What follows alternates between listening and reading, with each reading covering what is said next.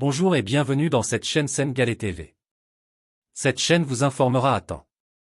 Veuillez s'abonner et d'activer la cloche de notification pour plus d'informations. On démarre les actualités avec Kylian Mbappé. Le vrai problème de Mbappé enfin annoncé. L'épineux cas Kylian Mbappé en équipe de France suscite toujours autant d'interrogations, d'autant que Didier Deschamps refuse d'apporter une réponse claire sur les véritables raisons de son absence à ce nouveau rassemblement. Daniel Riolo s'est lâché à ce sujet jeudi soir, et évoque même un état, quasi dépressif, pour l'attaquant du Real Madrid.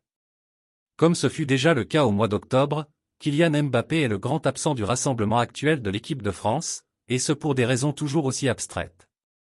Didier Deschamps, très agacé par le sujet, continue de botter en touche au moment d'évoquer l'épineux cas Mbappé, et ce fut une nouvelle fois le cas jeudi soir au micro de TF1 après le match nul entre l'équipe de France et Israël, 0-0, au Stade de France. Mercato, Real Madrid. Une légende prépare son retour. Mercato, Real Madrid, une légende prépare son retour. À seulement 34 ans, Toni Kroos a décidé de mettre un terme à sa carrière professionnelle. Le milieu de terrain champion du monde en 2014 aura surtout brillé au Real Madrid, où il sera resté pendant 10 saisons. Le temps de remporter entre autres 5 Ligues des Champions et de disputer plus de 450 matchs sous les couleurs madrilènes. Un joueur du Sénégal a contracté la malaria. Mauvaise nouvelle pour le Sénégal avec un attaquant qui a contracté la malaria et qui a dû déclarer forfait pour le match face au Burkina Faso. Boulaye a contracté la malaria. Manchester United. Gyökeres dans la valise de Ruben Amorim. Victor Gyökeres aurait pris la décision de ne pas rejoindre Manchester United. Victor Gyökeres est l'un des meilleurs attaquants d'Europe en ce début de saison. Le Suédois de 26 ans, qui évolue au Sporting Portugal, devrait changer de club cet hiver ou l'été prochain. Forcément, de nombreux clubs européens sont sur le coup, dont le PSG. Gyökeres a dit non aux Red Devils. En Premier League, les deux Manchester, Chelsea ou encore Arsenal ont déjà été liés au buteur suédois. Avec l'arrivée de Ruben Amorim, son entraîneur au Sporting, sur le banc des Red Devils, l'idée d'une arrivée de Gyökeres chez les Red Devils est rapidement arrivée. Cependant, selon les informations de Record, l'international suédois a rejeté l'idée de suivre Ruben Amorim à Manchester United.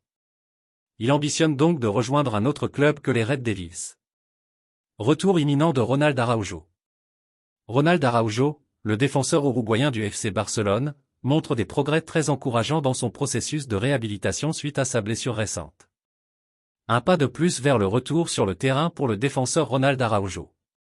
En effet, le club catalan a diffusé des vidéos qui mettent en lumière Araujo en plein entraînement, où il est visible en train d'effectuer des courses continues sur le terrain. Ce type d'activité physique est un indicateur positif de son évolution et de son rétablissement général, laissant entrevoir une reprise imminente de la compétition.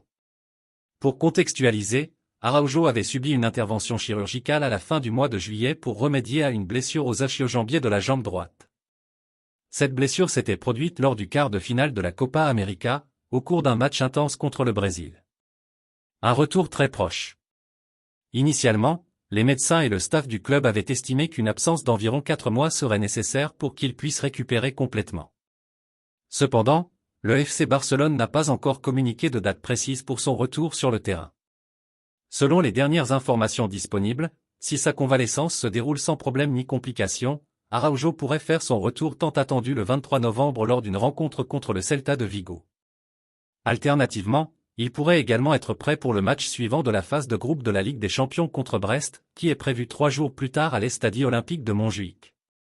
Cela représenterait une étape cruciale dans son retour à la compétition et un moment important pour le Barça, qui espère compter à nouveau sur lui dans ses rangs. C'était tout pour les actualités. Abonne-toi et bonne écoute. Merci.